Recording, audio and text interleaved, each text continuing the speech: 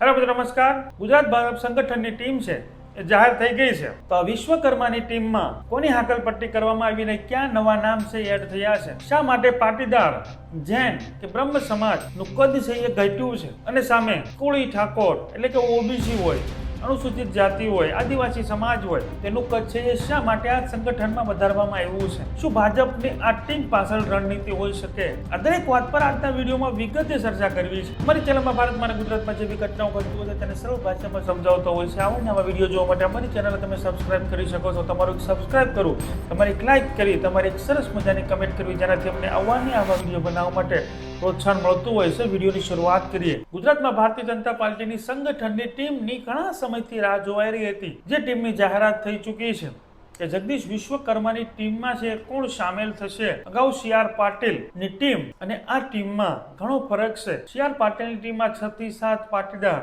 માત્ર 4 એમાં ઓબીસી, અનુસૂચિત જનજાતિ અને આદિવાસી આવી જતા હતા, અને હવે જે જગદીશ વિશ્વકર્માની ટીમ આવી છે તેની સરખામણી સીઆર પાટીલની ટીમ સાથે પણ આપણે કરીશું। તો હાલ જે જગદીશ વિશ્વકર્માની ટીમ જાહેર થઈ છે તેમાં ક્યાં નામને ઉમેરવામાં આવ્યા છે અને ક્યાં સમાજમાંથી આવે છે? તો સૌપ્રથમ આપણે પ્રદેશ ઉપપ્રમુખની વાત કરીએ તો જયેન્દ્રસિંહ પરમાર પંચમહાલમાંથી આવે છે અને ક્ષત્રિય સમાજમાંથી આવે છે। ત્યારબાદ છે રમેશ ધડુ, જે પોરબંદરમાંથી આવે છે અને પાટીદાર સમાજનો ચહેરો છે, પોરબંદરમાંથી સાંસદ પણ રહી ચૂક્યા છે। બાદમાં છે ભરત પાંડ્યા, જે અમદાવાદમાંથી આવે છે અને બ્રાહ્મણ સમાજનો ચહેરો છે। દરેક લોકો જે રાજકીય લોકો છે એ ભરત પાંડ્યાથી છે અજાણ નથી, ઘણા લાંબા સમયથી સંગઠનમાં કામ કરી રહ્યા છે। બાદમાં છે રાજેશ ચુડાસમા, જે જૂનાગઢના સાંસદ છે। લોકસભાની ચૂંટણીમાં તેની ટિકિટ મળવી ન મળવી, ડોક્ટર ચગના કેસમાં તેનું નામ છતાં પણ ટિકિટ મેળવે છે અને હાલ તેને જગદીશ વિશ્વકર્માની ટીમમાં છે સામેલ થયા છે। જૂનાગઢમાંથી આવે છે અને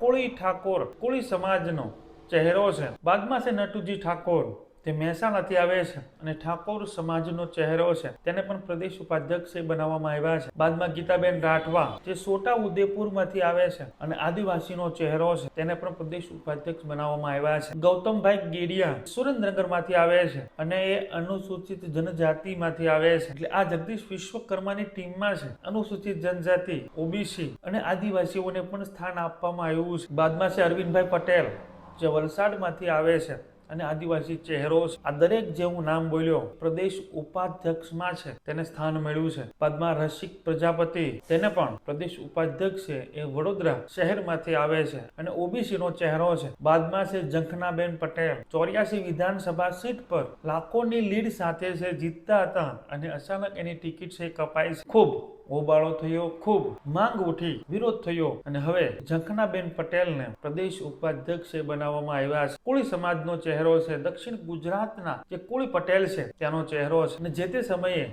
ઝંખનાબેનનું નામ છે સુરતના સાંસદની ટિકિટ મળે એવી પણ શક્યતા છે જણાઈ રહી હતી। હવે ઝડપથી મહામંત્રીના નામ પણ તમને જણાવી દઉં। અનિરુદ્ધ દવે, જે કચ્છમાંથી આવે છે, બ્રાહ્મણ સમાજનો ચહેરો છે। ડોક્ટર પ્રશાંત કોરાટ, જે રાજકોટમાં લેવા પટેલ સમાજનો ચહેરો છે। અજય બ્રહ્મભટ્ટ, જે ખેડામાંથી આવે છે અને બારોટ સમાજનો ચહેરો છે। બાદમાં હિતેન્દ્રસિંહ ચૌહાણ, જે સુરેન્દ્રનગરમાંથી આવે છે અને ક્ષત્રિય સમાજનો ચહેરો છે। આ દરેકને મહામંત્રી બનાવવામાં આવ્યા છે। બાદમાં મંત્રીની જે યાદી છે ફટાફટ આપણે જોઈ લઈએ। શંકરભાઈ અંબલિયાર, જે દાહોદમાંથી આવે છે। બાદમાં ડોક્ટર સંજય દેસાઈ, જે બનાસકાંઠામાંથી માલધારી સમાજનો ચહેરો છે, તેને મંત્રી બનાવવામાં આવ્યા છે। નીરવ અમીન, જે આણંદનો ચહેરો છે, પટેલ સમાજમાંથી આવે છે, તેને પણ મંત્રી બનાવવામાં આવ્યા છે। કૈલાસબેન ગામિત, જે તાપીમાંથી આવી છે, આદિવાસીનો ચહેરો છે, તેને પણ મંત્રી બનાવવામાં આવ્યા છે। મુક્તિબેન જોશી, મહીસાગરનો ચહેરો છે, બ્રહ્મ સમાજમાંથી આવે છે। સોનલબેન સોલંકી, જે વલસાડમાંથી અનુસૂચિત જનજાતિનો ચહેરો છે। પ્રદીપસિંહ રાઠોડ, સાબરકાંઠામાંથી આવે છે, ક્ષત્રિય સમાજનો ચહેરો છે। સીતાબેન પટેલ, જે મહેસાણામાંથી આવે છે,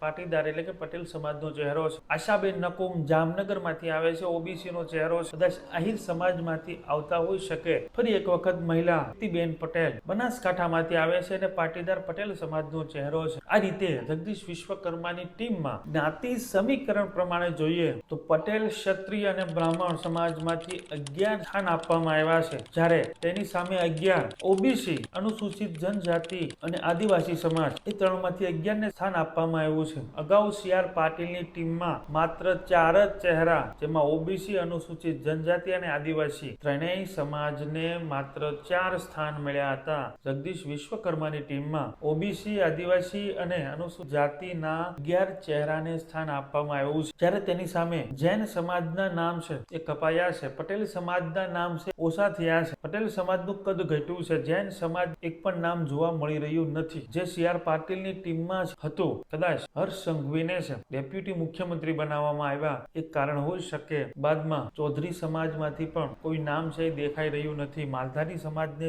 પ્રાધાન્ય આપવામાં આવ્યું છે. બારોટ સમાજ છે. આ રીતે 11 થી 12 છે એ ઓબીસી, અનુસૂચિત જાતિ અને આદિવાસી, અને સામે પાટીદાર, બ્રાહ્મણ અને ક્ષત્રિયમાંથી 11 સ્થાન આપવામાં આવ્યા છે. તો આની પાછળ ભારતીય જનતા પાર્ટીની શું રણનીતિ હોઈ શકે? 2027ની તૈયારી જગદીશ વિશ્વકર્માની ટીમ જે બની છે તેમાં નજરે પડી રહી છે. 2027 ટીમમાં ઓબીસી, આદિવાસી અને અનુસૂચિત જાતિના મતને છે અંકે કરવા માટે ભારતીય જનતા પાર્ટી છે ત્યારથી જ મહેનત ચાલુ કરી દીધી છે. અને આ સંગઠનમાં તમે જોયું, ઉત્તર ગુજરાતને પ્રાધાન્ય આપવામાં આવ્યું છે, સૌરાષ્ટ્રને પણ પ્રાધાન્ય આપવામાં આવ્યું છે, કોળી સમાજને પણ પ્રાધાન્ય આપવામાં આવ્યું છે. રાજેશ ચુડાસમા, જખનાબેન પટેલ, નટુજી ઠાકોર જેવા કોળી ઠાકોર સમાજના ત્રણ ચહેરાને પ્રદેશ ઉપાધ્યક્ષ બનાવવામાં આવ્યા છે. જ્યારે આદિવાસી સમાજને પણ પ્રાધાન્ય આપવામાં આવ્યું છે. જનજાતિને પણ પહેલા કરતા વધારે સંગઠનમાં સ્થાન આપવામાં આવ્યું છે. પાટીદાર સમાજનું કદ ઘટ્યું છે.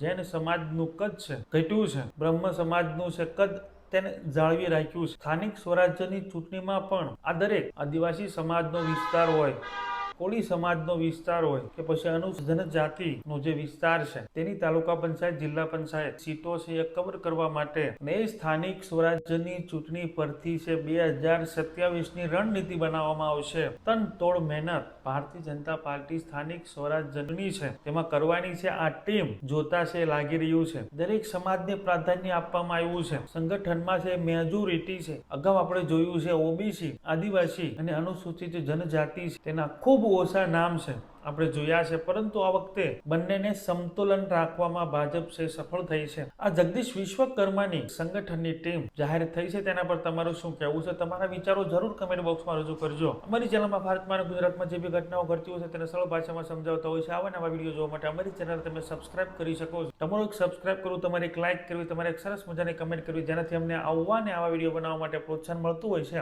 Thank you. નેક્સ્ટ વિડીયોમાં મળીએ.